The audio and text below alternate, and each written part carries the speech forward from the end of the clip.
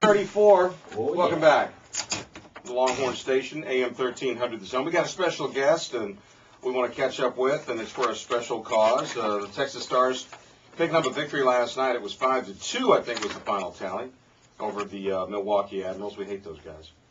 Texas got a couple more games coming up this weekend, Friday and Saturday against the Abbotsford Heat. You're going to want to make plans to get out there either Friday or Saturday night, not only because it's good hockey, not only because it's $2 beer and a $1 hot dog, but you also have an opportunity to make yourself feel good by making others feel good by taking care of some people on the planet that need some help, and that is the relief efforts in Haiti. We welcome into the studios, the Bud Light Studios, Josh Fisher and Max Fortunus of the Texas Stars. It's very early, guys. Good morning. We appreciate you being here. Good morning. Thanks for having us. Josh, now you called the game, so your voice is going to be a little bit more ragged. Maybe a little bit. Maybe a little bit. It was worse last night, but I was fighting a cold, so. Yeah, but I mean, this is let me let you hit the formatics here and give us the P's and Q's and the facts of what's going on this weekend, and then we get a chance to meet Max. Absolutely. Basically, it's pretty simple. I mean, we all came together, players, the entire organization. We wanted to do something, and obviously, I mean, it's kind of close to us a little bit. Friday night we're going to do an auction. We're pretty excited about it. Just a silent auction in the concourse. It's going to run through the first two periods. And I believe the cutoff's going to be at the end of the second period. I mean, we've got a lot of cool stuff. Signed Dallas Stars jerseys. The Texas Rangers sent us some stuff. We got some Round Rock Express stuff. Mm-hmm. There's going to be all kinds of cool stuff that people are going to have an opportunity to get that you can't get anywhere else. And, I mean, we were just talking about before the break, we got a couple foursomes of golf, and it's going to be 2 players and 2 people. So someone can actually bid to go golf with a couple of players. We were talking about doing, bid to go out to dinner with one of the guys or something like that. I mean, it's going to be a great opportunity for experiences with players. I mean, even Max, a guy that's been in the NHL already this year. And, right. For us, it's huge. We want to make sure that we do something. We've got a great fan base, and we're gonna try to go off of that and bring everybody together for a good cause. And of course, Saturday night we're doing the wives and girlfriends are going to have their own table, and they're going to be doing just straight up $10 pucks that are signed or $10 by their husbands. Yeah, by their husbands and or boyfriends, depending on their situation. But that's how far it's gone. I mean, they even wanted to come in and step up and help out. So it's been awesome the way that the organizations come together for one great cause. Now we do a lot of promotional stuff on our website with different businesses and whatnot, where you can buy X amount of dollars worth of product or service for a lesser amount or something. You guys doing a 2-for-1? Yeah, anybody that makes a donation of $10 or more, and the American Red Cross, we've partnered up with them. They're out there. They've got tables, and the players that aren't playing, the injured guys like Brent Cron and All-Star, and Landon Wilson, our captain, they're going out to these tables in between periods, and they're thanking people for making their donations. They're taking pictures with them. They're signing autographs. I mean, like I said, the reaction from the players that we've gotten has just been awesome. They've all stepped up. They've all wanted to do whatever they can for it. I mean, we feel that we can use our position to generate some good money for a really good cause. I mean, everything that's happened down there has been unbelievable. A 2-for-1 coupon for a $10 donation is essentially like giving without losing any money out of the deal. Yeah, it's like basically like us giving away a free ticket to Exactly. somebody. It's almost like we're covering the donation by doing that. So, but it's like I said, I mean, we're trying to, promote it in a sense and give people a reason to want to donate. I mean, obviously, if someone wants to buy a Dallas Stars signed team jersey at the auction on Friday night, they can, and all the money from it is going to go directly towards the International Relief Fund, so we're pretty excited about that. Well, we're excited. I'm Brooks John Medani. This is the Longhorn Station, AM 1300 The Zone. We're excited to meet Max.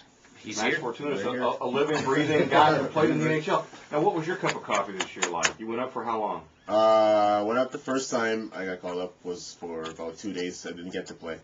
And then I came back and I got called up again about a week and a half later. And I got to play 5 games over there, so I stayed for about 2 weeks. Yeah? And then I got sent back down for another week and a half, and then got called back up for another 3 games. So for me, it's been pretty special for me this year. Just to get the first call and my first steps in the NHL was pretty awesome. Hitting white balls for batting practice and all those cliches that go with. I'm talking about the show. But I mean, did you notice that now you're aching to get back up to the show because you got a taste of it once there? Oh yeah, for sure. As soon as you always want to get that first one, and you always tell yourself, you know what, if I get that one, it'll be all right. But once you get up there, you always want to stay. You want to do it as much as you can to stay up there because it's the best league in the world, and that's where you want to play, right? Now, you've been playing since 1999 as a professional, and my question is, I play professional football, and I know the journey is tough and all the sacrifices that you have to make along the way. For you, though, you were 7 years in the minors, undrafted. And now to find yourself, as John mentioned, playing with the Dallas Stars, that's got to be like a childhood dream for you, man. Oh yeah, you know, growing up in Canada, that's every little guy's dream to play in the NHL, right? You play outside and you're playing impersonating players in the NHL. So it's been a dream for me to one day play in the NHL, and it finally happened for me. And it was a lot of work. I put in a lot of work into it, but there's a lot of people too that helped me. Now I want to talk about the size of you guys, but because the first time I saw you guys, I was really surprised. I mean, a lot of you guys are big. Now you're 5'10". They got you listed here at 182. Man, you look like you might be about 190. It looks like they cut about 8. Yeah. You found some good references. But what I want to ask you, man, is at your position, you're one of the smaller guys, if I'm not mistaken. Yeah. And I played from an undersized role in football as well. And you play defense, which you got to be nasty, you got to be, you got to grind, you got to grit your teeth and get it done.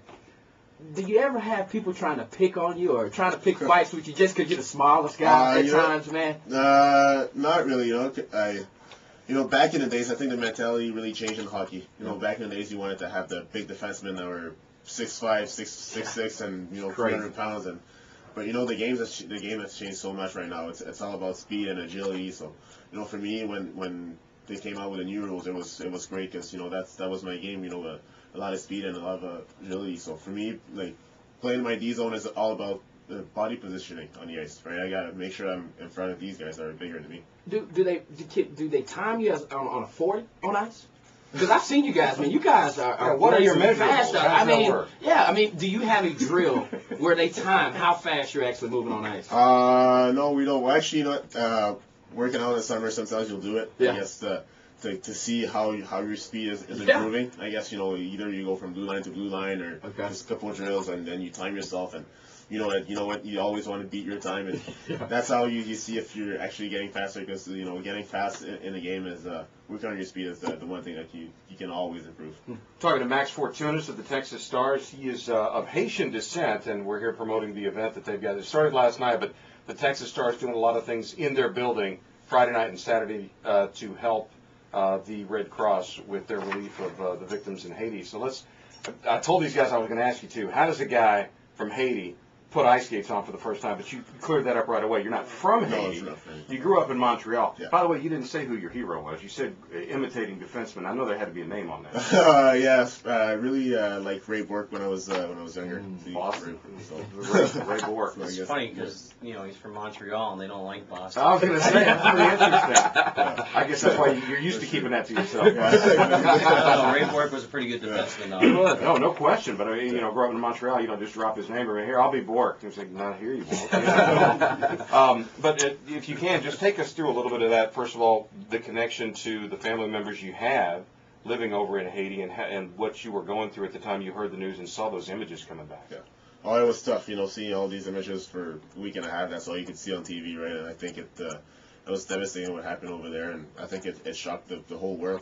So yeah, for me especially, because I had family over there, and the first thing I did was call my parents and ask them if they have heard from anybody over there. And after a week, I called them again, and then they told me that they finally got news from everybody, and everybody was all right. And then my parents lost some friends in the earthquake, so that was the hard part for them. But it was I think we're just hoping that the country is going to be able